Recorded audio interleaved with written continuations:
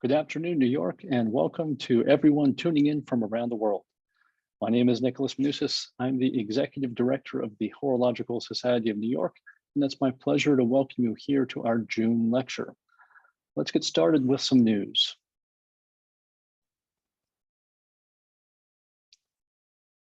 HSNY's 2021 charity auction is now live on Philips.com. The auction is open for bids from today through next Monday, June 14th. 7 amazing lots have been donated from HSNY's sponsors and friends. And proceeds from our annual charity auction are reinvested directly back into education in the form of watchmaking student scholarships. I encourage you to visit Philips.com to view the lots and place your bids. And again, the auction is open through next week, next Monday, June 14th.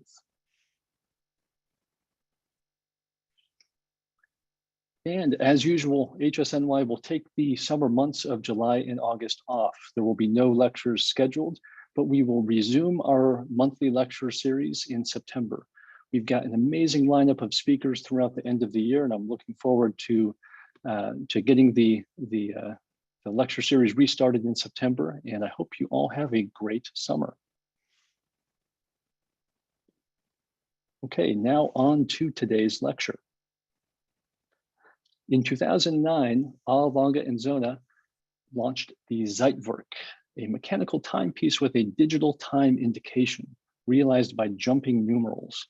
Today, we'll take a close look at this fascinating watch with 2 absolute experts. Anthony de Haas has been Director of Product Development at Lange Söhne since 2004. In his position, he's responsible for the creation of all new timepieces, from product strategy to technical concept and product design. Robert Hoffmann is the head of the Zeitwork assembly department, where he takes responsibility for this very unique product line of Lange Söhne. I am very pleased to welcome Anthony de Haas and Robert Hoffmann to lecture at the Horological Society of New York. Take it away, Anthony. Thank you very much, Nick. Thank you very much. So let's go and start. But first, I need to share my screen. That's a way easier for us to go through the presentation. And now I hope you all see my screen. Okay, that's the entrance screen, so let's jump. And there you see my colleague, Robert Hoffmann, who will join later on. And this picture is taken from his workshop, where the Zeitwork workshop, where he is assembling with the team all the Zeitwork movements. And I think he will join live later on from that workshop. So that's cool. You have an inside view on the Holy Grail. So where did it all start? Zeitwork. I think we go back a little bit earlier. It was in 1919 when the great and the late Günther Blümlein and Walter Lange refounded the brand Lange Söhne. And they were inspired by the 5-minute clock in the famous Semper Opera in Dresden. And you see on the right, yes, that was one of the first 4 watches, the Lange 1, and that has the outsize date. But that's what I think that was the first watch which was inspired by that 5-minute clock, by the big windows. And many of you probably know the story when they launched the 4 new watches in 1994.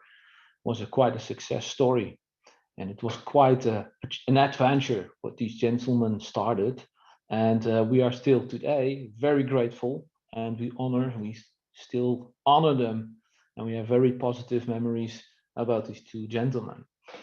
And the inspiration of the 5-minute clock gave us a little bit later the inspiration to do a watch. How about making a wristwatch?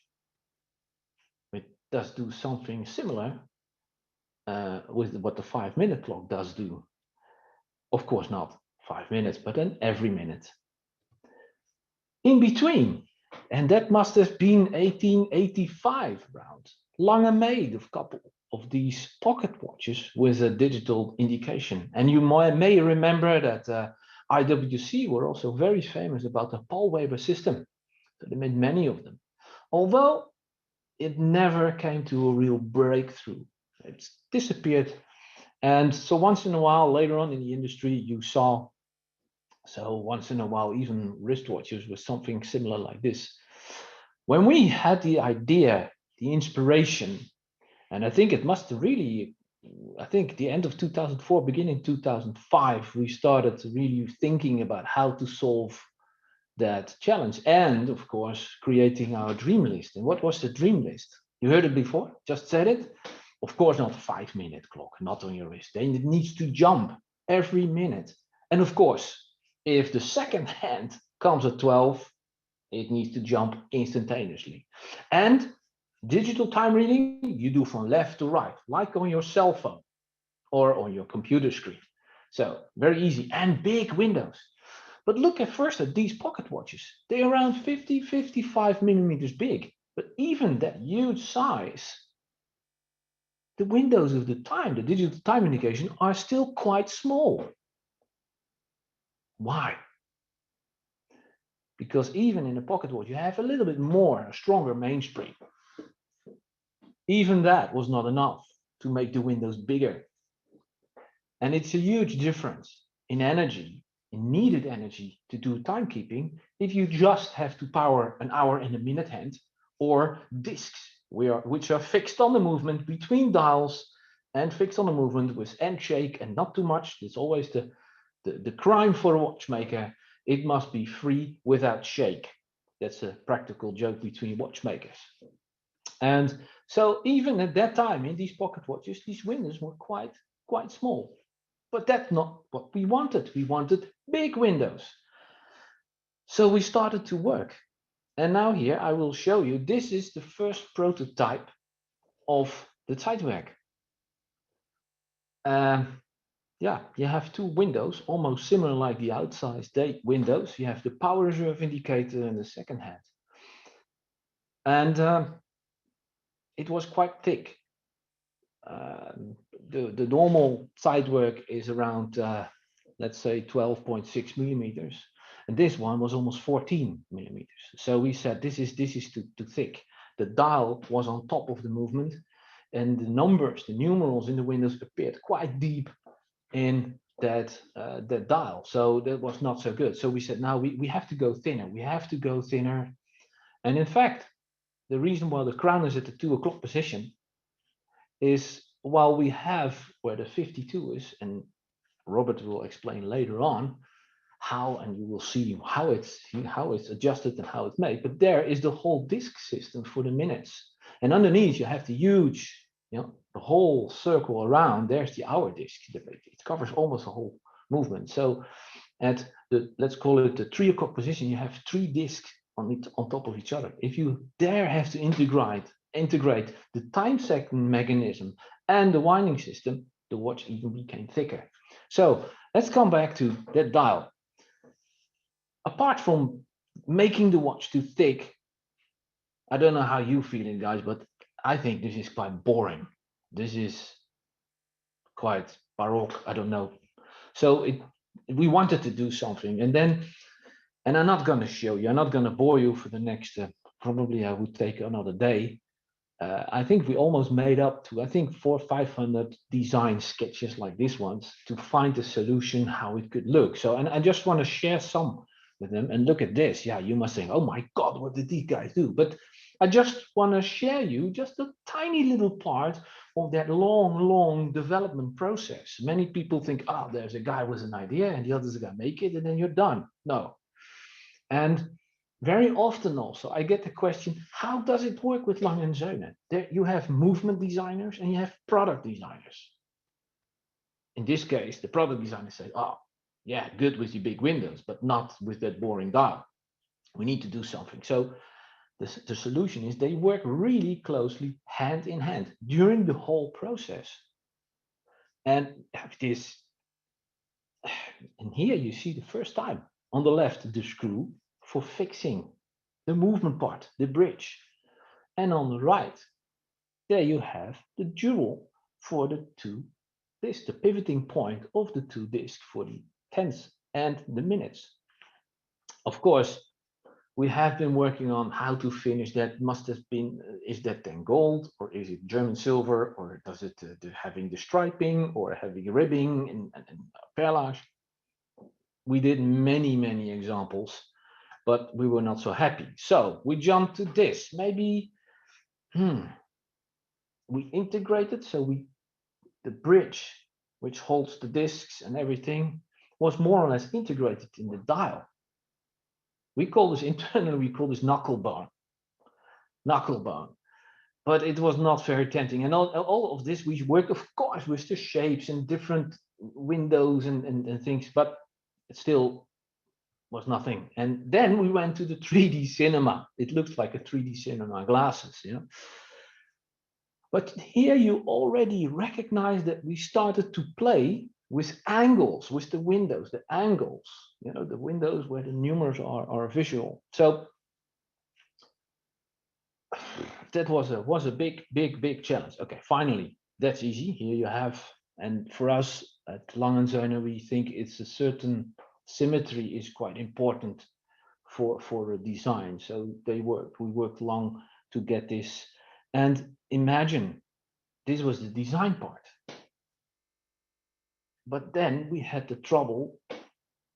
We soon discovered to move these discs and then rapidly, instantaneously, when the second hand is at 60, how are you going to do that?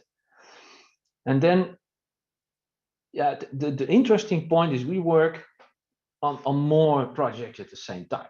You know, German company, we like to plan, and I think it's a good thing to plan, because then you can guarantee that the products you launch are ready. So we do not have to give you guys, the collectors, wearing prototypes to try out, to be the testers. We test them, we prefer doing the testing in-house. So we working at the moment, for example, we work around 15 development projects, movements. Don't worry, we're not going to launch them next or over next year. You must imagine that on the grand complication, we worked almost 8 years. On the Zeitwork, we worked 4 or 5 years. On the Zeitwork mini repeater was also 5 or 6 years. So we need our time. So during this project, we were working on Lange 31. And we thought about how to get that solution. And this was the problem. This watch was how to move these discs. And we calculated, and there was a super strong mainspring needed. And that mainspring to move these discs is way too powerful to power the escapement for the balance wheel. So we had to find a solution. The solution, in fact, and as well the solution for the Lange 31, was in the Stammhaus, the main old building from Lange Söhne, the old family building, which also today belongs to the company. And we have there a huge master clock, which goes 3 floors, and a huge pendulum 3 floors down. And that clock is also equipped with a remontoire system. Different solution, but that system we went to look at, and that inspired us to find a solution for the remontoire system, which you find in the Lange 31 or the Richard Lange Terra Luna later on. And here we thought, maybe we could, how about, and Robert will later show you in deep how that works. But the idea is you have this powerhouse to move the discs. That is too big for the balance wheel. So we make an extra spring in between. That little spring is powering the balance wheel. Just enough power to let it run for a minute, and then it needs to be recharged. And the recharging, we used a huge barrel for, and that is a blink of a moment every minute released by the remontoire escapement. So I'm not going to take everything away. Robert will probably explain to you very much in deep. What I want to tell you is the longer we worked and we found solutions, there was one tricky thing, and I can tell you that I became quite nervous, because although there were solutions, these solutions were so complicated. And if you have complicated solutions, your watch becomes expensive, the price. We always have to keep an eye on cost price. In fact, you need to land somewhere with a watch about a function has a certain price. That's the market which is dictating that, not us. So at the end, when we finally had a prototypes running, we had a watch with 65,000 euros. A huge complication. But in fact, it was only indicating time. Yeah, okay, digitally, but it had a power reserve and a small second hand. Hey, we have 1815 up and down, which you can sell, buy for 23,000 euros. So, and that is quite a risk. And that's also an important part for product development, always to keep an eye on. And the fun part, at least for me, working in a beautiful brand Lange Söhne, is that we got the possibility to do experimental things. We take risks. We take risk following, in this time, our dreams, to realize the technical dreams. So, yeah, at the end, it was a really a challenge. And we planned it to be launched the watch in May 2009, and I can tell you we were quite nervous. On the other hand, we were excited because we loved the model. We loved the job we did. We finished, and we were very curious and nervous to show it to the whole world. So we had a series of events the whole week long in Berlin.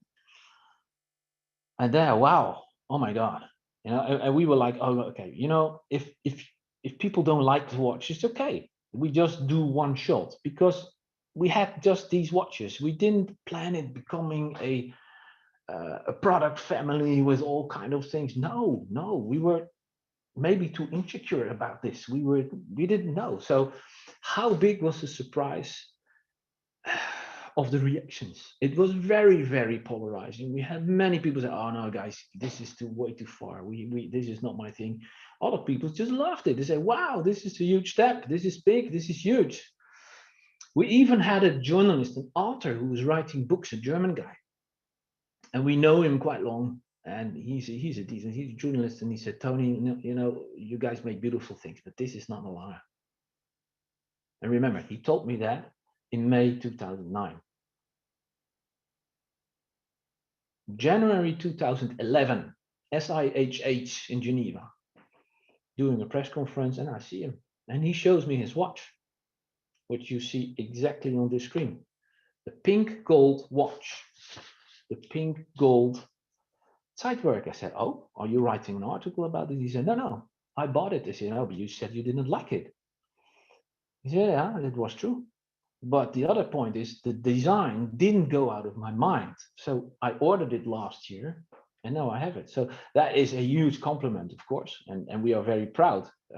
And we are also very fine with people who just don't like things. I think I will be the last one who forced someone to like or buy a watch from us. You don't need to do that. Yeah, and the fun thing is getting reactions like that feedback, that feedback, that inspires you. And I was wearing May, June, I was wearing a prototype, poor me, yeah, okay. And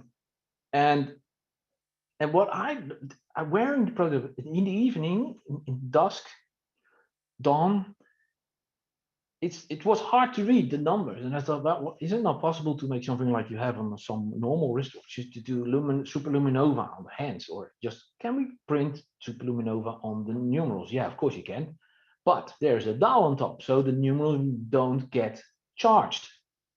So the superluminova. So we started working. I can tell you it was a whole. Now it sounds easy because you said, that was the birth of lumen. Yes. But before we were that far, we were spent a couple of months to discover. We had tried everything, and then finally a guy in the movement design said, yeah, but is it not possible to make the dial of glass? And then we say, yeah, but it looks ugly because you see all the disc and it's not. And then we went to the Technical University of Dresden. We are very lucky with these guys. Yeah, these are the same guys who do the moon, the blue from the famous blue from our moon discs, what is patented. So we went to them, and they gave us a special coating, which is a black coating, but it allows to go. The X-rays allows to go through the screen. So, and this today we have a family, a product family, and so that was the luminous. I think many you people, they call it the Phantom of the Opera. Again, a cool, yeah, great compliment. The other watch, 2011, and I'm not going to discuss it now, all the watches now, but there's maybe a little anecdote to 2011. And again, a good example of synergy between different development projects. Because in 2011, we were hard work to the grand complication, which we launched in 2011. And in 2011, 2010, we had just finalized. We learned, we found out what to do, how to make a gong for the striking, for the grand sonnerie, minute repeater, how to work on it. So we were like, wow, yeah, we know. And it's also a balance, not only the material and the weight and things, but the weight of the hammer, the spring which attached to the hammer, the whole assembly gives you that sound. So we were like quite cool. And we were like enthusiastic about the Zeitwork, and we were looking to do a special function which to our opinion fits the best to the Zeitwork. So, and you guys know Casio, you know? Casio had, I think it's the 80s. I think the 1980s. Some of you may be born, I don't know. The 1980s, you had these little, and I still you can get them today for $25, I think. These small LCD Casios, and you know what they do every minute or every hour? Sorry, they do bing. No, they don't do bing. That's what our watch does. The Casio just do bing, and that was wow. That's a digital watch, but does do beep. So that is how things. Let's do a kind of a striking mechanism. Now, the result is the striking time, which sounds every 50 minutes, a high-pitched gong, and at the hour, a low-pitched gong, just one strike. And so just an example of what was planned to become just a single watch, a realization of a dream, finally was it's become a watch family. And that is also a great thank to you guys. Feedback and polarizing doesn't matter. It's not good to only hear positive critics. The negatives is also good. You can learn. You have to do stuff like that, and you have to learn from it to further develop the brand. So yeah, that is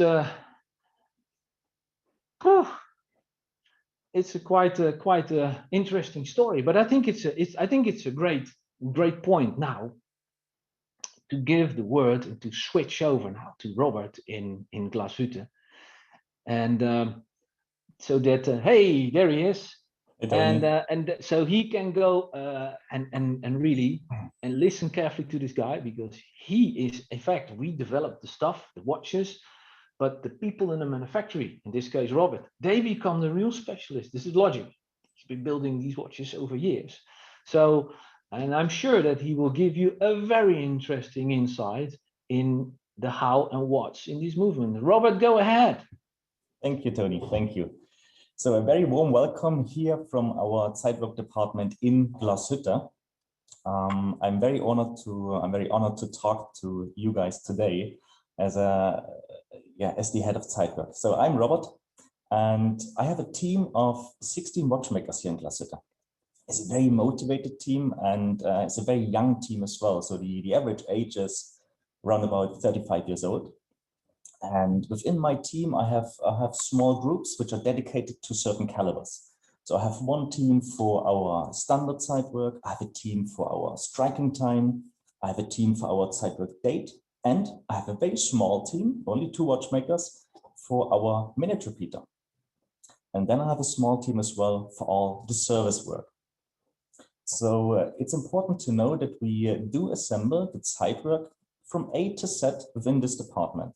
So from the very beginning, when we equip the main plate and the 3/4 plate with jewels, with pillars, with eccentric screws, this is all being done in here until the very end, when we case up the watch, when we do the final testing, when we do the sound check of the minute repeater, the sound check of the striking time. So this is all being done in here.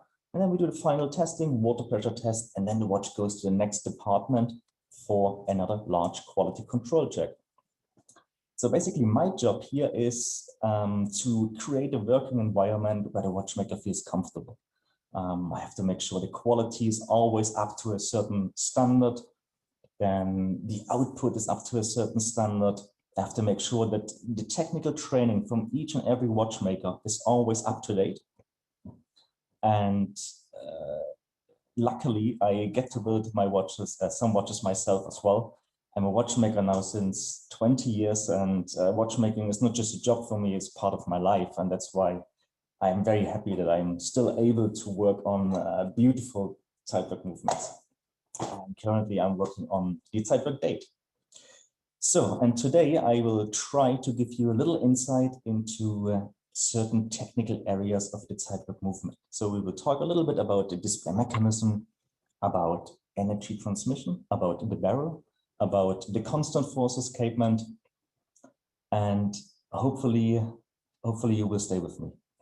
Okay, so let's start with the first slide here. What do we see? So this is the watchmaker's view on top of a Zeitwork. So this is the view from the dial side, but without dial, without hands, and without our typical time bridge. What do you see here instead? This is our little assembly bridge. So this bridge we use during the first and during the second assembly. And why do we do this? First of all, it gives us better access, better visual access and technical access to the discs. And the main reason for it, so that we can protect the final time bridge. This is a part which is highly finished. It's very sensitive as well. And during first and second assembly, we have to handle the movement and all the components many, many times. We have to use different movement holders. We have to switch the movement upside and downside. So we have to make sure that we don't damage the bridge. That's why we use such a little assembly bridge. As Tony said before, and this is a question I get a lot as well, why is there such a large screw on the left and the jewel on the right? So when we look at this picture here, I think it's pretty clear. So this large screw will hold down the time bridge to the movement. So the time bridge is actually a part of the movement. Without it, it wouldn't work. On the right side, you will see now, this is a red jewel. This is just for the assembly bridge. Usually it's a see-through, a white jewel. This is the center turning point of the minute indication. And the two screws you see on top and at the bottom of the assembly bridge is actually, this is the connection point for the display mechanism to the movement. So when I release those screws, I can take the complete display mechanism out of the main movement. And then we can work on those separate areas. So the first and second assembly works a little different here. The first assembly and the second assembly we do first on the main movement. So we set up the winding mechanism, we set up the gear train, we set up the escapement and the balance wheel, the constant force escapement, all the end shakes, all the engagements. We move the little pellets from the constant force escapement so that it switches correctly. We, for the display mechanism, the same during the first assembly, we set up the whole disc mechanism. Then we set up the gear train, which sits underneath. We bend little springs. We have to basically take off metal from springs to make them thinner. We have to adjust here end shakes as well, engagements. And during the first assembly, around about 90% of the parts are already finished. So when we receive the parts within my department, 90% of the parts are already finished, and 10% of the parts we or the watchmaker has to finish himself. So here we're talking about certain screws, gold chatons, the 3/4 plate. We'll get the final ribbing at the end of the first assembly. And when all this is done, when the movement is perfectly working, we take it apart again. We clean it. And then for the second assembly is there to assemble the movement as clean and as perfect as possible. Again, there we need to check all the adjustments, all the setups. So we have to measure again the switching forces for every single disc. And when this is working, then the watch will be cased down. So, but let's dive a little bit deeper into the discs we see here and how do we adjust the discs within the display. So when you look at your Zeitwork or when you look at any Zeitwork, the discs have to be in the middle of the display. How do we do that? So let's start with the hour ring first. This is something maybe you won't have noticed until now, but you see here between the numbers 3 and 4, 5 and 6, 7 and 8, 9 and 10, there are little screws poking out. And we have in total, we have 6 screws, which will basically mount another ring from underneath towards the hour indication. And this ring has little teeth inside. And this is the connection point from the hour ring to the gear train of the whole display mechanism. So there's a little wheel inside which has a pin on top. And this pin or this wheel is now rotating once every 60 minutes. And then this pin, after 59 minutes, when the jump comes, will engage into a star and the whole hour ring is switching. The hour ring is basically located on top of a bridge. And the hour ring basically is held on this bridge with 6 rollers, 6 eccentric rollers. Those rollers are very hard and they're very highly polished, and they need to be hard and polished in order to reduce friction. So this, what I say now, counts for the whole assembly process. Friction is, or any extra amount of friction is deadly for our Zeitwork because the discs are so heavy. And I mean, they are made out of aluminium, they're very thin, they have a thin layer of print on top, but still, compared to a set of hands, they're heavyweights. So when we create extra friction on top of the normal friction, it will give us problems at the end. So, and this ring, which is now mounted underneath the hour indication, has 6 slotted holes, so 6 long holes. When we release those 6 screws a little bit, we can move the hour ring up and down within the little time display. And this is how we adjust the height of the hour indication. And those rollers I was talking about, they are basically held down with those are eccentric rollers. So we can move them away from this little plate, or we can move them in. And this is how we adjust the side play and the end shake. It is very important. As Tony said before, the play has to be as small as possible. If it's too small, we create friction. It doesn't work. Maybe it wouldn't work for the full 36 hours. It would work only for the first 10 hours.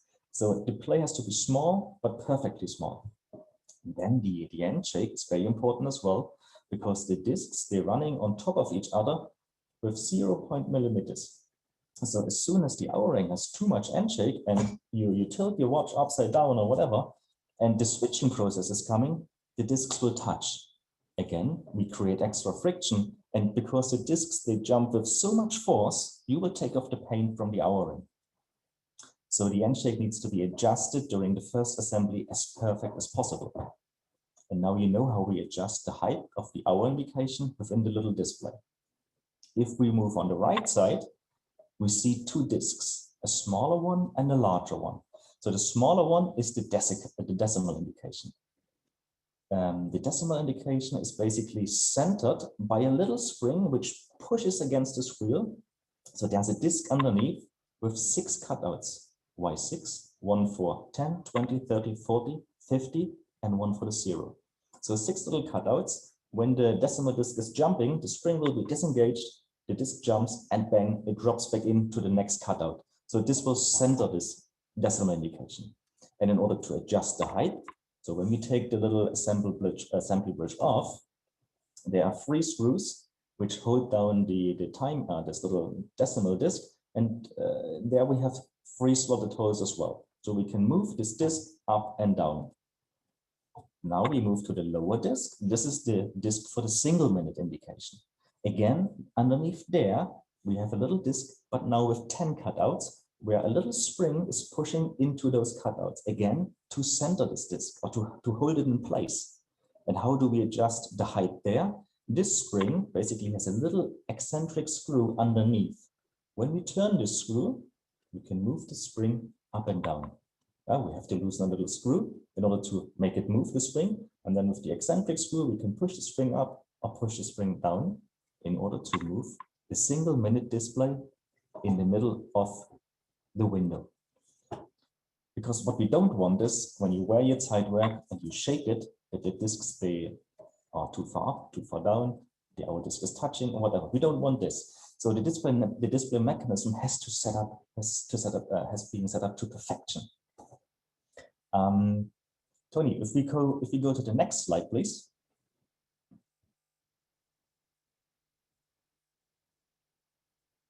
Thank you. Now we have a view on top of the Zeitwork again, but with the final time bridge on. Here you see the final time bridge, but without the second display. So the display for the second indication is missing here, but you see the large cutout for it. And then there's the big dial missing as well to cover all the rest. But here it's nice to see what Tony said before. Why did we place the minutes, the winding stem at the 2 o'clock position?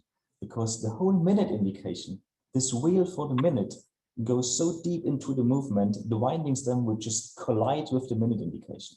That's why we had to set it to roughly 2 o'clock. So the minute, the winding stem will now pass the minute indication. And I said with the standard Zeitwork, now we have 2 dials here. One dial for the second indication and one large dial which will cover the rest. For example, for striking time, we have more dials. We have 1 dial for the second indication, then 1 dial for up and down, 2 small dials which will lie underneath the hammers, and then there's 1 very thin dial which are underneath the gongs. So there we have a few more dials. Same with the Zeitwork date. Up and down dial and 2 little dials for the bottom and 1 second dial. Tony, now we can go to the next slide and I will dive into the mechanism, the winding mechanism. So here we see a top view on the standard Zeitwork. At 12 o'clock, you see this large barrel, but we start with the 3 wheels next to it. So with the lowest wheel is the connection, is the main connection from the winding stem. So the lowest wheel will now transmit the energy which you put in whilst winding to an intermediate wheel, and then this will engage into the top wheel. The top wheel has 3 little screws, exactly. So in these 3 screws, connect now the top wheel to a lower wheel, and this lower wheel will engage into the barrel. So, and now if you know how it normally works when you wind a watch. When you wind a watch, you have a ratchet wheel. The ratchet wheel turns, you charge the mainspring, and then when the energy gets released, the barrel is turning. This is not the case of the Zeitwork. If you wind the Zeitwork, the barrel is turning. And underneath the barrel, we have a barrel wheel, which you don't see here, but this is sitting underneath the barrel. So we reversed the whole winding system, the whole winding mechanism. But how did we do that? Or why did we do that?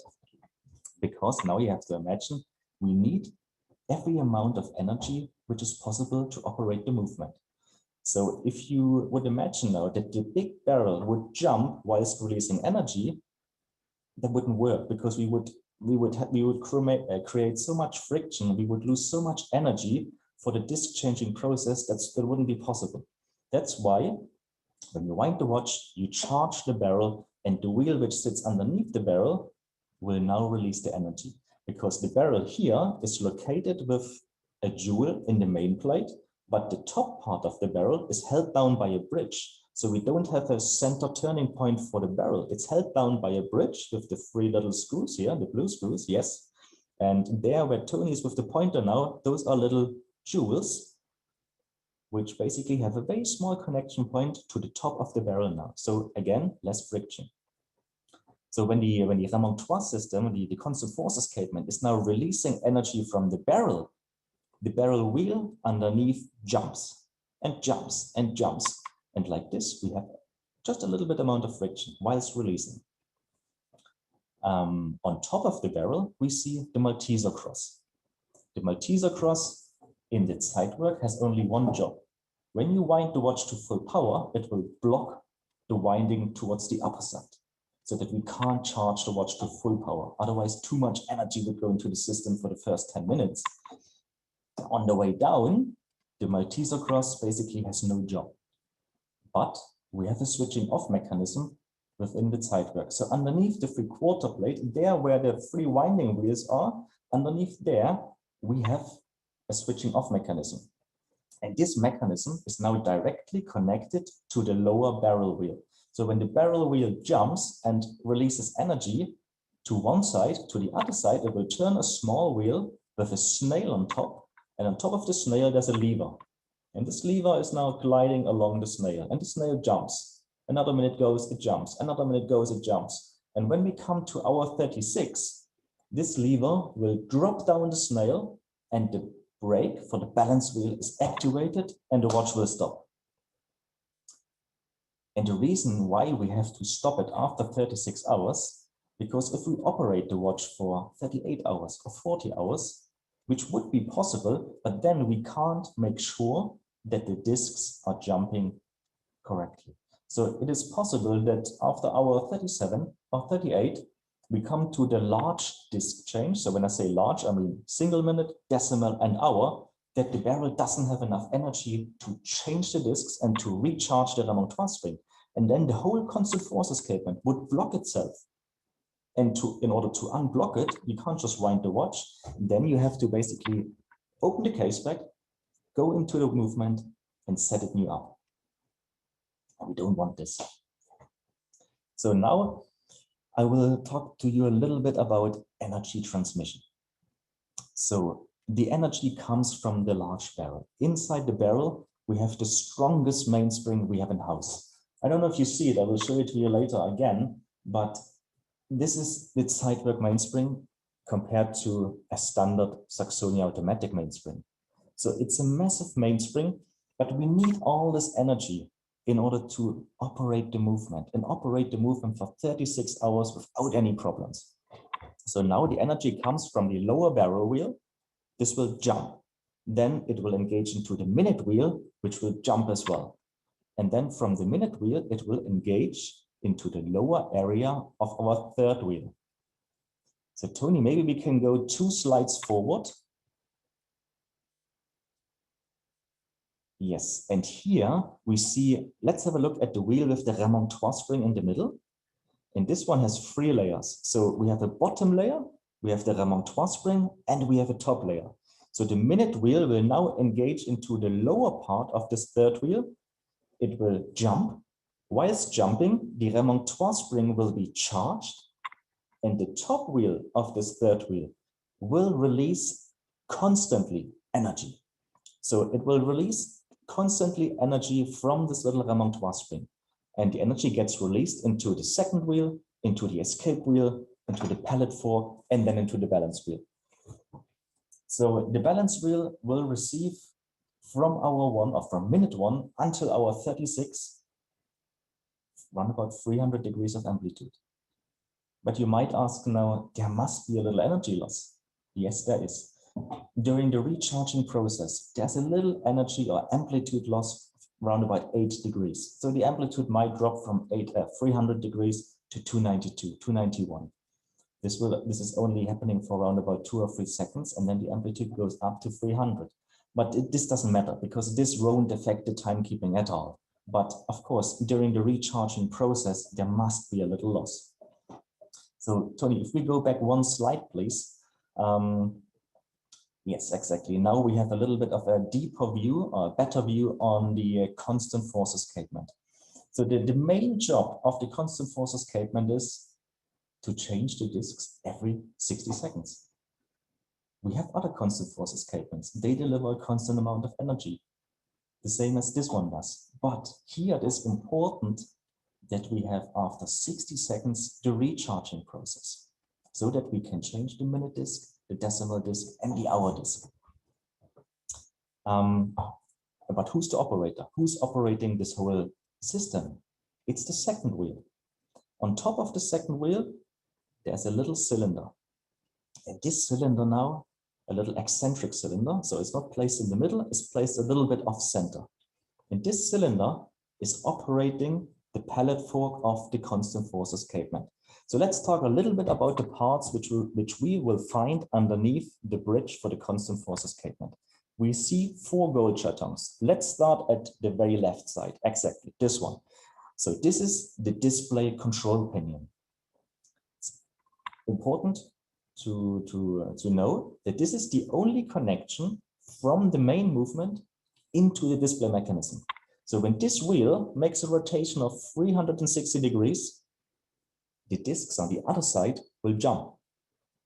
So left next to this wheel, on the right side is our control lever, our little pallet fork, which is in direct connection to the second wheel.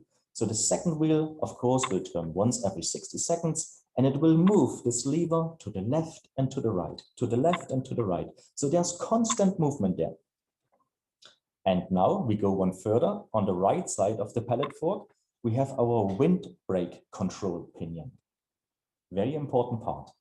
And then on the right side, we have our windbreak. You don't see it as good here, but underneath we have the windbreak. I will talk later on a little bit closer about our windbreak. So now how does it work? The second wheel will turn. It will lift out the pallet on the left side out of the display control pinion. The display control pinion is already in contact with the pallet. The pallet gets moved out. The display control pinion will now leave the pallet, but only jumps by around about 8 degrees. Because on the other side, the windbreak control pinion will hit the pallet. This happens after around about 30 seconds. And the second wheel always continues moving. And now, out of the right side, the pallet will move out again. We remember now on the left side, this display control pinion is already free. It's already released. The only blockage is now the right side. So the right side is moving out. And when this one is free, both control pinions can turn 360 degrees until the left side hits the pallet again. And this is all happening during 0.1 seconds. And during this time, a lot of things are happening. During this time, energy gets released from the barrel. The discs are changing. So the energy which is released from the barrel is used for the disc changing process. It's used to recharge the remontoire spring, and it's reused to operate the windbreak. So, and now for the next 59 point whatever seconds, the barrel does nothing.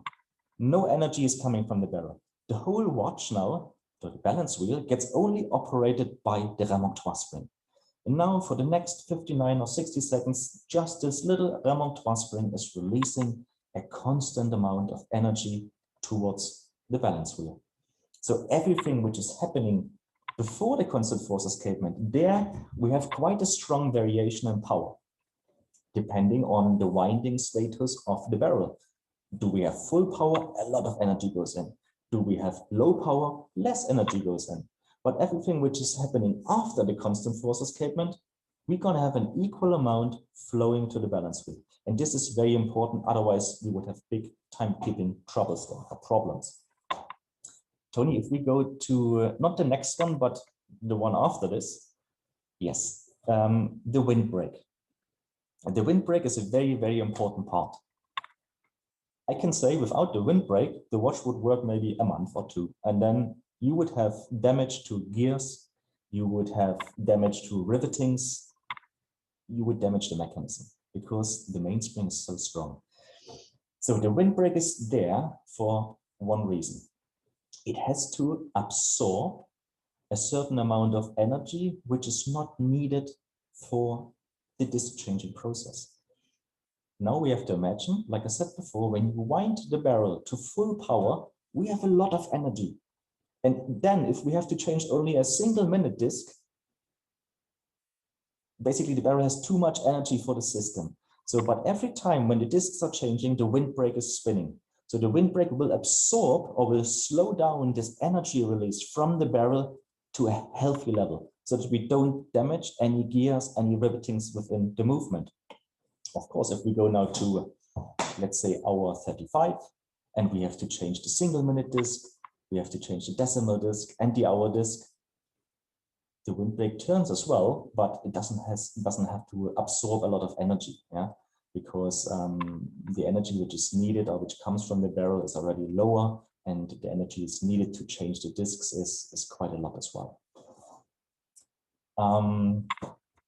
Yes, so now we know about the winding mechanism, we know about the barrel, we know about the Malteser, we know roughly how the constant force escapement is functioning and how energy gets transmitted there. And Tony, yeah, let's go back, or let's go to the next slide, please. And this is where I give the word back to you, Tony. Thank you. Thank you, Robert. That was really cool. I think it was, you gave an excellent in-deep insight in how the complicated mechanism works for the Zeitwork. And that was where it all began. That was the basic of the 209 or 2009 launched watch. And what we see now is the latest member of the family. And I can tell you, this watch we launched, it has everything of 10 years experience of guys like Robert and his team, for all the experience we gained, we have put in this watch. And one of the magnificent things is not you know, you have the outer ring with the date, so you have time, the hours, minutes, power reserve indication, but around you have that date system with which is a glass ring, which is printed from underneath with gray paint, except for the numerals. They are left with paint, no paint. And underneath there's a segmentation which turns, jumps, and in fact it's quite cool. At midnight, all the indications jump instantaneously. So the minutes, hours if necessary, of course, the tenths and the minutes, but also the date. That is really cool. But another thing, and that makes me very proud on the people in our team. If you would have said, I think maybe 8 years ago, or after the launch of the Zeitwork, wouldn't it be possible to raise a little bit the power reserve? Because 36 hours, it's cool and everybody understands it's a complicated watch, but and the guys from the team did a crazy job. It's double the power reserve. This watch has 72 hours of power reserve. So you see a pusher, you see two pushers there, in fact, because one pusher is, of course, to switch the datum manually. The other pusher, we did a little extra. Of course, if you set the time, you pull the crown and you turn the disc, and it goes by the unit, so you have to do it quite a lot. To ease out a little bit, you still, of course, can pull the crown and set the time. But if you go quickly, you can push the other pusher, and then you can adjust the hours separately from the minutes and the tenths. So that was a huge thing. And another thing is also that these both pushers have what we call an inverse function. So you push the pusher, nothing happens. It happens when you release the pusher. And this allows us, this avoids, because let's call it direct contact of your finger with the delicate parts in the movement, which is logic. If you have a direct pusher function, you push your finger, all the power, human power, you push in that mechanism. What do you do if you do it by releasing? You push, nothing happens. But on the way back, then the switching is happening. So you avoid huge power on a delicate mechanism. So you can stay more compact and more still rigid, but very compact. And in fact, this watch, and for us watchmakers, it's huge because it's 0.3 millimeters thinner than the original Zeitwork. Can you imagine? Double the power reserve. Actually, two extra functions, the date and the separate hour indication, and still thinner, 0.3, just 0.3 millimeters, which for watchmaking is quite a lot. Robert can tell you everything about it. And it's amazing. And it's a beautiful watch. And I think you know what we do? We switch back to Robert, because probably he can tell you some fascinating stories about this watch. Okay, Robert, let's see if the pushes work. At least if the pushes of the presentations are working. Yes. So, yes. There you go. So here we have a view on top of our new Zeitwork date. And I wish I could have all of you around me here today and to dive really deep into the Zeitwork date movement, because there's one which I finished today on my bench here working. Basically now I'm in the middle of a testing period. And I would love to show you the Zeitwork live, to put it underneath the microscope and dive with you together into the mechanism. But maybe we can do this the next time when we maybe come live to New York. So Zeitwork date. If someone would have asked me like 4 or 5 years ago, what do you think? How far can we push the power reserve of a standard Zeitwork? I would have said, knowing the mechanism, knowing the mainspring, knowing how precise we have to work in order to achieve 36 hours and to make sure that the discs are even jumping after 35 hours and 59 minutes. I would have said maybe 50 hours, 45, 50 hours maximum. But with the Zeitwork date, Tony and his team managed to get out 72 hours out of this movement. But how did we do this? First of all, we changed from a single barrel to a double barrel. So now we have 2 mainsprings working within the Zeitwork date. So when you wind the watch, basically where the Lange Söhne, Glashütte in Sachsen, where the engraving is on top of this big steel wheel with the 3 screws, when we wind the barrels, we will start charging the first barrel. And when the first barrel collects enough energy, then it will draw the second barrel with it.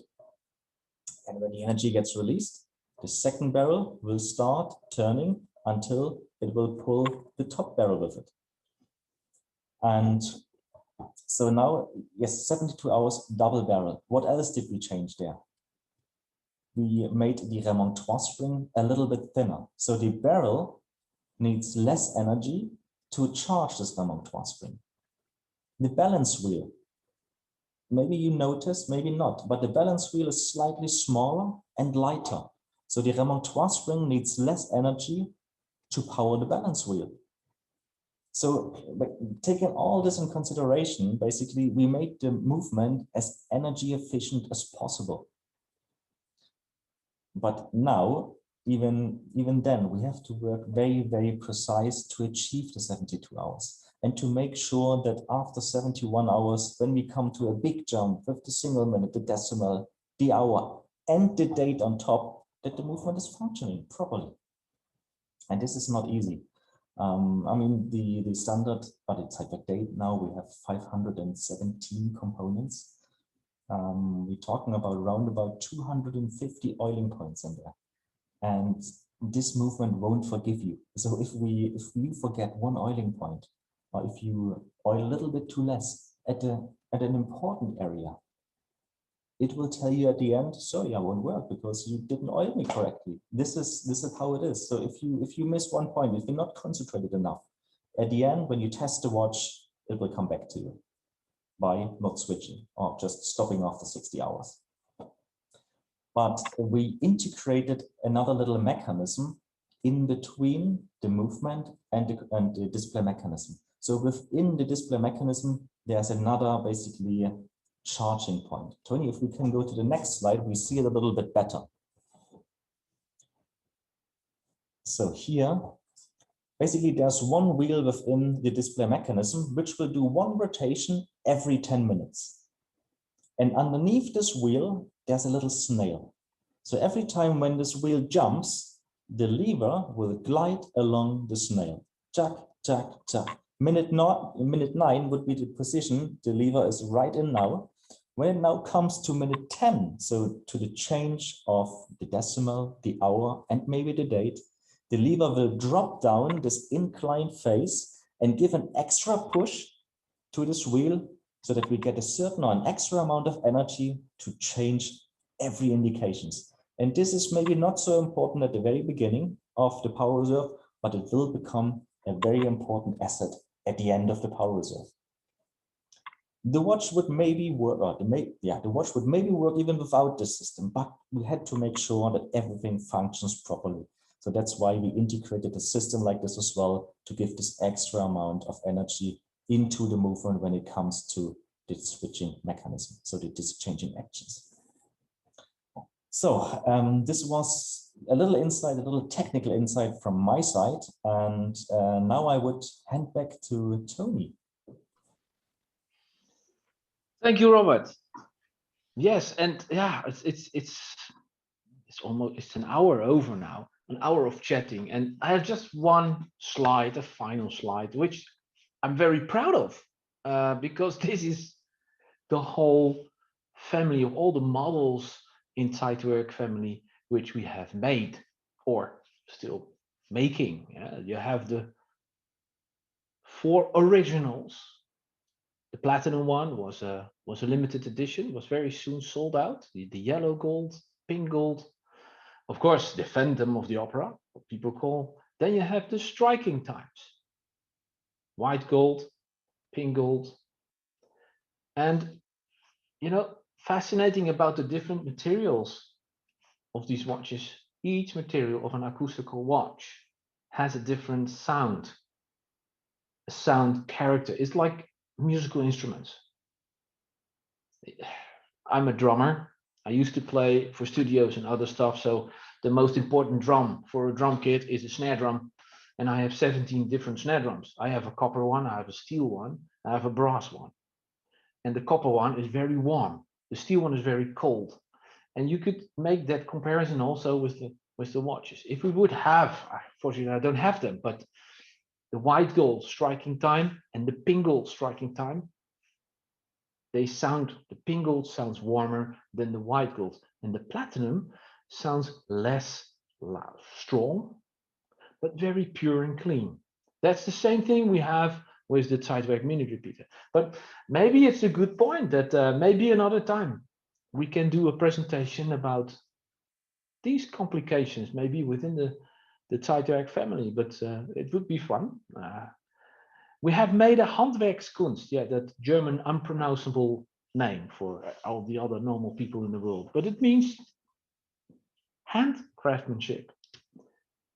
Beautiful hand engraved dial, the minute repeater, technical beast, the decimal strike, the striking time in a honey gold version, but for us not enough. We decided to give the movement another function, the decimal strike. So these ones, the 3 here, they strike every 15 minutes. The decimal strike every 10 minutes. The Zeitwork date, and last year, the white gold minute repeater with a beautiful dark blue dial.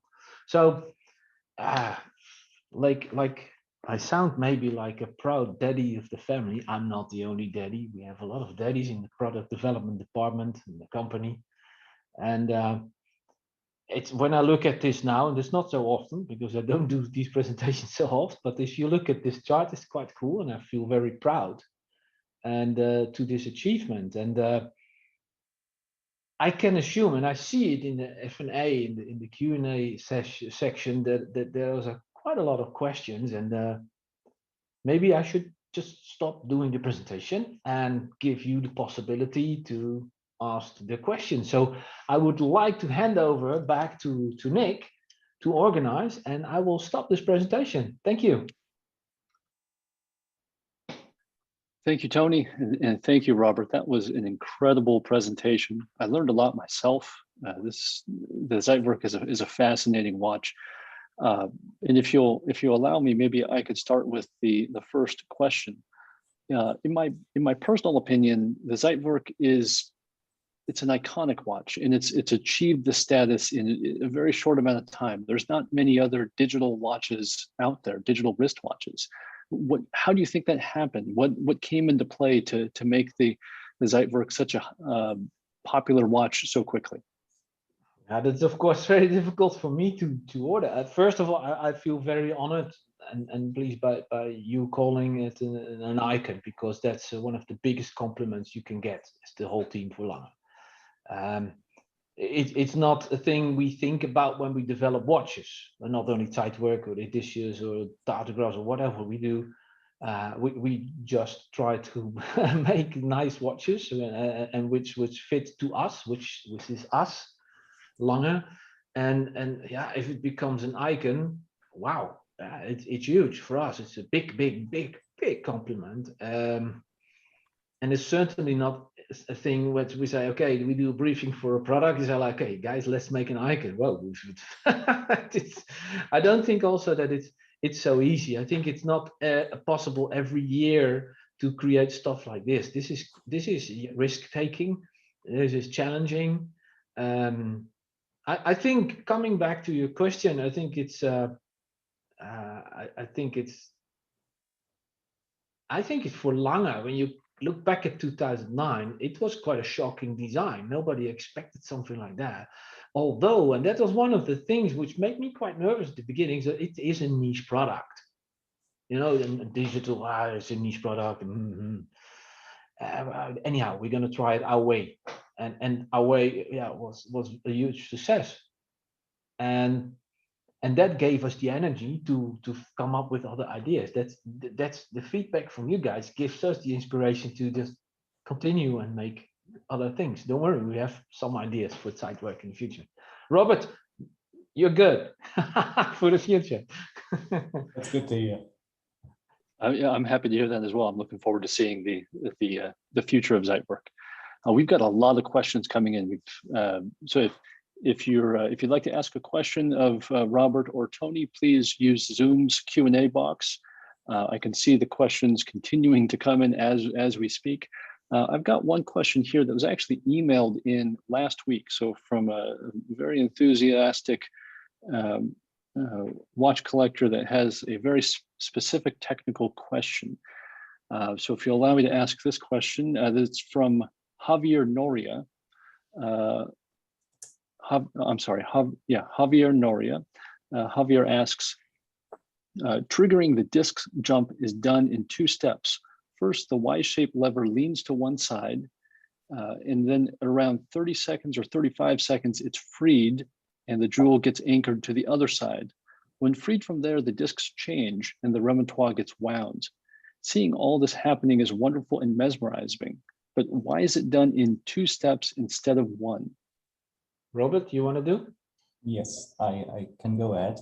This is a very, very interesting technical question. And I did ask myself this question as well at the beginning when I started here. Why are we not doing this in one jump, in one go? Why do we need this second step of the remontoire system? The reason is when the second wheel is turning, it will engage into this Y-shaped lever and will push the pallet fork to one side. So the pallet is leaving the left side. So the display control pinion will be released any second. And if we would have now just one jump without the middle jump, without the second jump, then the pallet would move out, the display control pinion would be freed and would turn, but not only just one rotation, so we can change 1 minute, it would turn at least 2, 3, 4, 5 rotations until the second wheel pushes the lever so far down again that the wheel will be blocked. So it's all down to the slow movement of the second wheel. That's why we need a second step in order to basically compensate the slow speed of the second wheel. Yeah. So the pallet doesn't have enough time to come back to catch the display control pinion after just one rotation. It would rotate at least 2 or 3 or 4 times until it would hit the pallet again. So in order to make sure that the discs are jumping in 1 minute increments, we need this second step on the right side. So we need this brake on the right side so that the second wheel has the time to basically turn so far that the pallet can push into the basically turning circle of the display control pinion. I hope I could answer the question. Well, it makes sense to me, and I hope that Javier is either tuned in or he gets to watch this lecture later on and see your answer. Thank you for that. I'm really happy to see so many technical questions coming in. You know, I have a technical watchmaking background myself, and this is kind of the stuff that I'm interested in. So let's look at some of these other questions coming in. So we've got a question from Avjit Bara. And Amjit asks, are there any future plans for a smaller Zeitwork, less than 40 millimeters, even if it means a smaller power reserve? Good question. It's always a bit, let me say this. Of course, I can't go in detail about futurist plans. I don't. But the challenge is huge to make the Zeitwerk smaller. Yep. Reliability, readability, the smaller the watch, the difficult it is to achieve. Because the watch, it's not a thin movement. There's all these discs and all the energy houses. So if you go smaller, the proportions, the watch even would look like thicker and fatter and not attractive. So it's always the challenge to find the balance, of the right proportions. So that would be it would be a big challenge. Okay, all right. Thank you for that. Next up, we have a question from Phil Clark. Phil asks, he would love to know if it is technically possible or feasible to create a Zeitwerk that displays the hour indication in 24-hour formats. What do you think? I mean, Never say never. We have been thinking about that. But you always have to see what you have to do as input to find solutions for that, without changing the size of the numerals. We're talking to make it half as big is different. But if you want to respect the same layout of the dial, but just go for 24 hours, the way the watch would be super complex and thicker. And by adding that complication, and people, some of them would just say, oh, look, this is a 24-hour system. That it would cost too more. So the watch would go too expensive to that relatively readable and on the eye, simple function. Of course, you could do something like AM, PM, because not every part of the world is doing 24 hours. No, and so we always studying ideas, because but you also have to, yeah, that's a great idea. And sometimes you have a great idea and you say, wow, yeah, that's never been done. Should not forget that most of the time there is a very good reason that it's not been done before. Absolutely. Okay, and we have we've got a few questions from Tim Lake here. I guess we'll ask his first question. So Tim asks, could you tell us the range of moment of inertia of typical balance wheels in your range of watches? He's particularly interested in the Odysseus movement, as that's your highest frequency movement. Like I said, very technical questions. Yeah, I don't have these numbers in my mind, to be honest. Maybe Robert, you know the inertia of the Zeitwork. I don't know. 18,000. The inertia, the weight, and you mean the weight, inertia, you mean the weight of the balance wheel? Yes. Ah, sorry, no, I don't know this. I don't have that. We have tables for this. What you can see, the difference. I can't give you exact numbers. I don't know, because I just don't know them, and I don't have them in front of me. But it's like Robert said, the Zeitwerk date, the inertia is lighter, because we wanted to try to find the balance of reducing the thickness and the force of the remontoire spring. That is the energy house to keep the things in balance. So you choose another balance rule. Odysseus is a different thing. That's the first watch where we do 4 hertz. So it got a dedicated balance wheel. The inertia of the balance wheel, yeah, I don't know the numbers. It has to do. It is of course the right combination of the 4 hertz, the gear train, and reliability. And it has. I don't know. I don't know the numbers. Sorry. Okay. All right. No problem at all. Let's move on to a question from Noor Rizvi. Noor first mentions, I'm an incredibly proud owner of a Zeitwerk first generation. Was there any thought ever given to having a quick set mechanism for hours? That's exactly what we did in the Zeitwerk date. Ah, okay. All right. Yep. The quick set for the hours separately. Ah, yes. Okay. Because he is an owner of the first generation, so he knows that it's a lot of turning. although the turning is not so much more than with hands, but it seems that it's way more because all the numerals are over and over and over to set the time. And that's what we worked on with the Zeitwork date.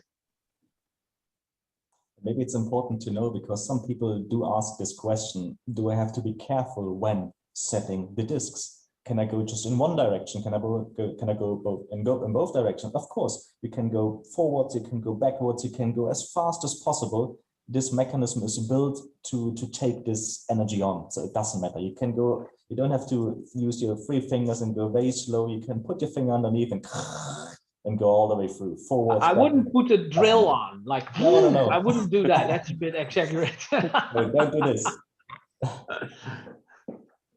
All right. Next up, we've got a question from Alex Tambiev. Alex says he has a question for both Anthony and Robert. He understands this may be a difficult question to answer. What would each of you say is your favorite version of the Zeitwork?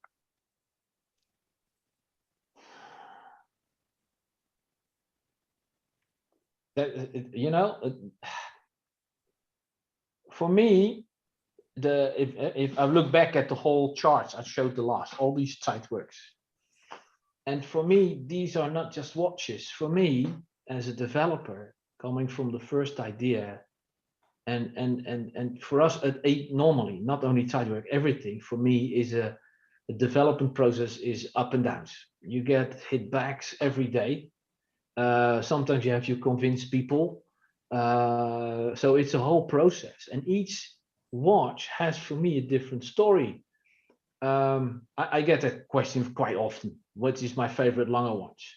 I have more favorite Lange watch. That's a bit of a stupid answer, but I can, if you give me 2 minutes, I will try to explain. The first Lange Söhne watch, which I saw live, was the prototype of the first generation datograph on the wrist of Mr. Blumlein, when I spoke to him in 1998.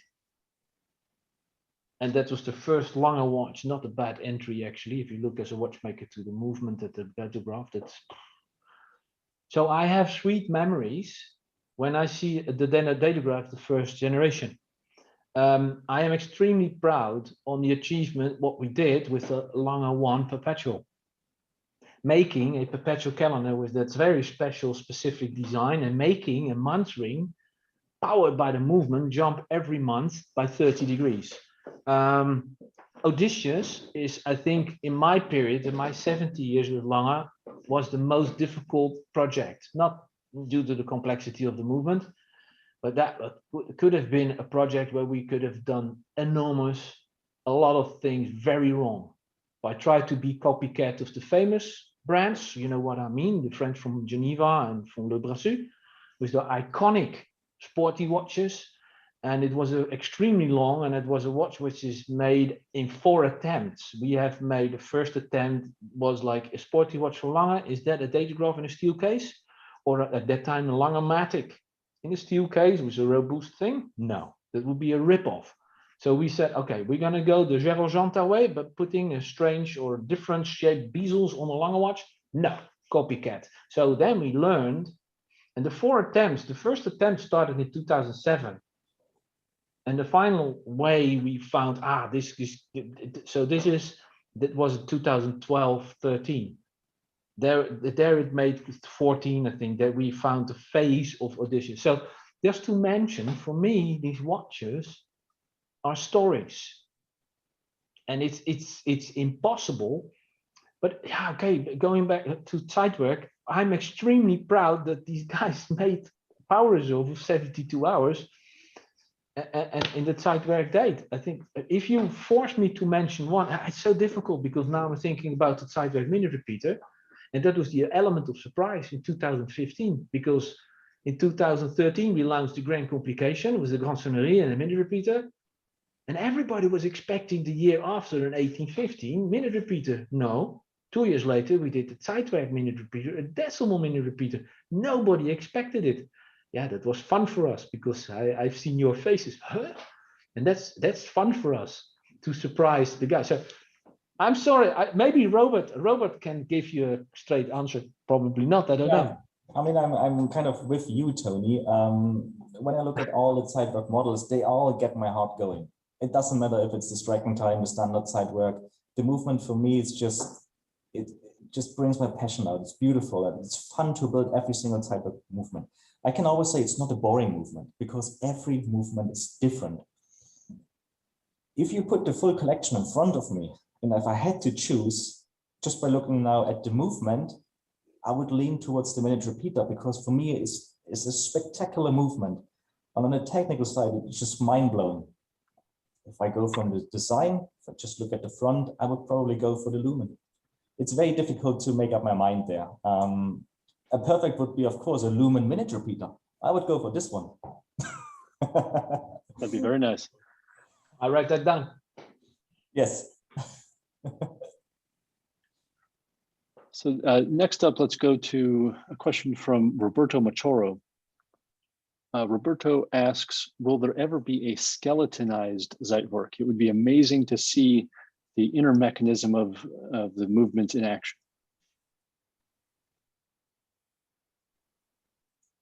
Who knows?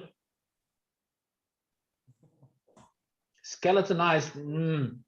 Let's call it the interpretation of a skeletonized watch. Okay. Because skeletonized is, who knows? Okay. Let's see. Next up, we've got so many questions here. It's nice to see so much enthusiasm. This is a question from Tamara Stein, and I think this would be great for Robert. Tamara asks, how long does it take to put together, give or take, this a standard Zeitwork movement? I mean, if we're talking about the whole process, let's say type of date. I mean, we have well over 517 components. They all have to be produced. They all, or most of them, they have to be finished by hand. We apply many different finishing techniques. Then they go through several more departments until they reach my department. Then here we start building the watch from ground up. We build the watch until we case it up. I mean, this whole process, we're talking here about several months until one movement is finished. If I'm just talking about the assembly time here in my department, we're talking several weeks. Yeah, but you know, this varies from movement to movement. Not every Zeitwork is the same. I can tell you now I need for this Zeitwork date X amount of time, and it won't be the same for the next Zeitwork. Of course, there should be a structure in building a Zeitwork, but still, by tolerances we have here on this watch, you can't say I need the same amount of time for 10 movements. It's not the case. It's always, it can be half a day longer, can be half a day shorter. This always depends on how the assembly process is basically working this day. Yeah? But we're not just talking about a couple of days for one movement. Yeah. All right. Thank you for that. So next up we have a question from Sergey Serebrikov. I apologize if I'm mispronouncing your name, Sergey. But this is a question that I see a lot of people asking, and it's somewhat controversial. And I know that you both probably can't answer it directly. But is there anything you could mention or discuss about the similarities and differences of the Zeitwork to the Zorn Vagabondage 2, which is the other digital wristwatch that's on the market today?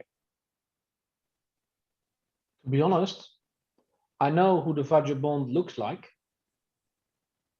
but I honestly don't know too much about the technique. So the comparison is difficult for me. It's another piece of excellent watchmaking from François Paul, and it's great that it's so different for this more or less the same thing in digital watch, but such a different approach, and that's what it makes so cool for the watch world, watch industry. To be honest, I never. Please don't take me from me that as being arrogant or so, but we never studied that. Because I think it's important that we do it our way, and that's how we tick, how we do. But honestly, I don't know. Do you know, Robert?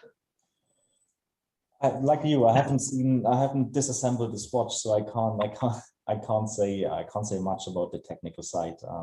So I'm not really in a position now to compare these two watches with each other. And I never had one in my hands too. I can tell you how the feeling is from sizing.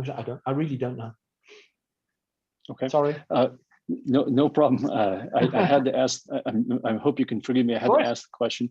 Yeah, it's no problem. It's cool. Yeah. It's just unfortunate that we are not able to give. Would be cool, but. Maybe I could ask a personal question.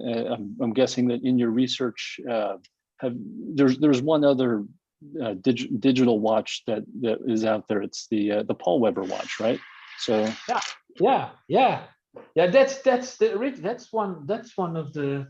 Yeah. That's one of the originals. So in your early development of the Zeitwork, did your team ever disassemble and study these pocket watches? No, not disassemble, because we didn't have them. But we studied, and we know the Paul Weber. I used to work a couple of years at IWC, just 3 years in Schaffhausen, and we tried to give it in our way to find technical solutions for these. We tried. We have a kind of a not a prototype movement completely, but we call that a functional prototype. It's just a little gear, and when you leave out the teeth, like the Paul Weber system, what happens when it jumps, and we decided not to go in that direction, because the weight and the amount of the sizing of the discus we previewed for Zeitwork, for the indication, they were too big and too heavy for this system, to our opinion, to have a longevity and a secure lifetime.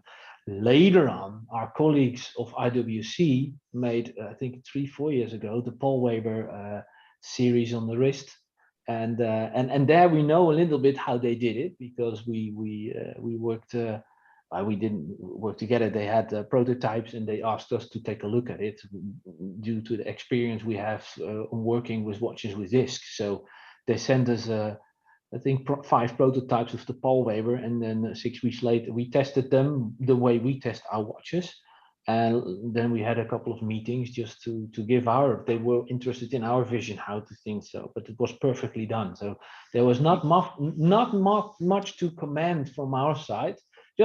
We just exchanged some tips about certain materials and stuff like that. So you help each other, because we are even before Richmond we are colleagues.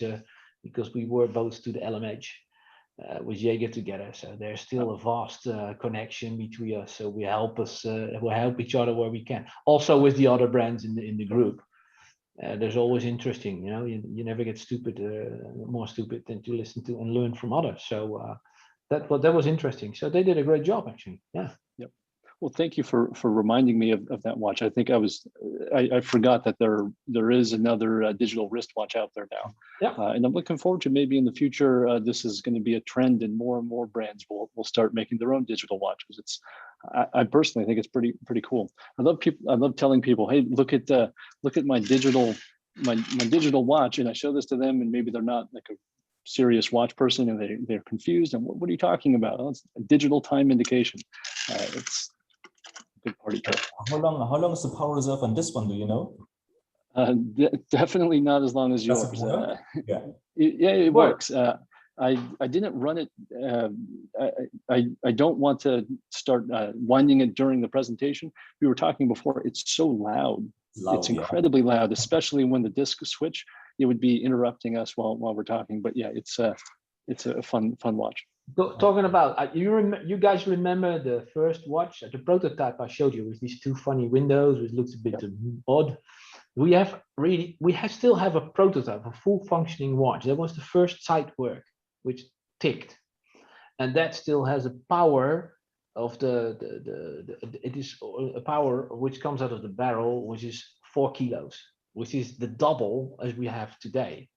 Wow. And that was the first test to work this. And if you wear that, it's so loud, it's so brutal. So we said, oh my God, it works, but we don't know how long it works. So then we gently started to test if we could come out with lower amount of power. And now we're at around 2 kilos. So we reduced it by half, and now it's everything fine and secure. But that watch, it still runs.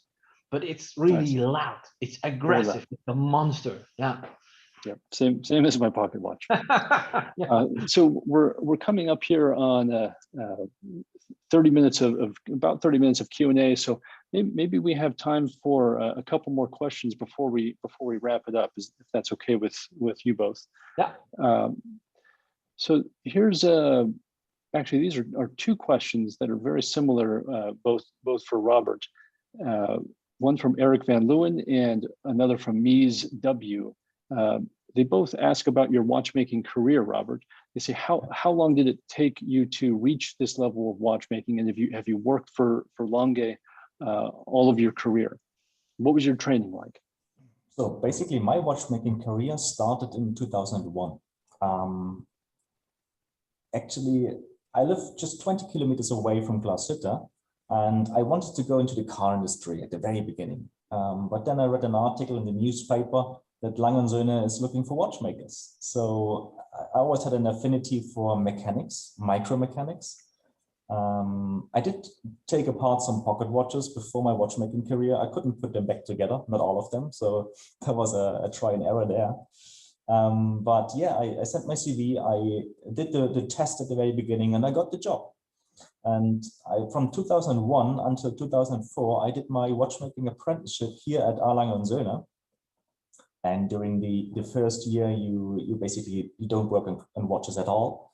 You just learn how to drill, how to file, how to saw, how to basically make simple parts. Then we worked on clocks. We did repair clocks. So whenever someone here in the company has a clock to repair, they give it to our apprenticeship building, and the students will do it there. And this is good for practice. This is good for the employee because you get it nearly free of charge, and we can learn out of it. So that's perfect. Later on, you move to pocket watches. So we worked on pocket watches, and in year 3, we go over to wristwatches. And at the end, the final exam is being done on an 1815 Lange watch. And after I passed my exam, I started to work in our running gear department. So I spent 6 months within our running gear department, assembling winding mechanism, running gear mechanism for different calibers. And after 6 months, I was lucky enough to switch from there into the chronograph department. This is not a usual step. Usually it takes quite a while to go on a level like this. But I switched into the chronograph department, and I used to build there for the next 4 years, double datagraphs, and in the end double splits. So this was a highlight of my career because I love the double split. It's just a fantastic movement for a watchmaker. This is kind of heaven. Yeah, it doesn't get any better there. And in 2009, very beginning, I left Lange and went to work in the UK for Breguet, Blancpain, Jacques Dreux, but in a service center. So I saw the other side. This is completely different from building watches. It's completely different when you service watches. There, a watch comes in, you have to look for a fault. You come across many different movements, but I learned so much there. It was an incredible time. I saw fantastic movements from other brands as well. I saw the quality level of other brands, how other movements were built. And basically what you see when you buy a watch, you see the movement from the top. But actually the real quality unveils when you disassemble a watch, when you look underneath the bridges, when you look underneath the wheels, when you see things you won't see when you don't disassemble the watches. It was very interesting.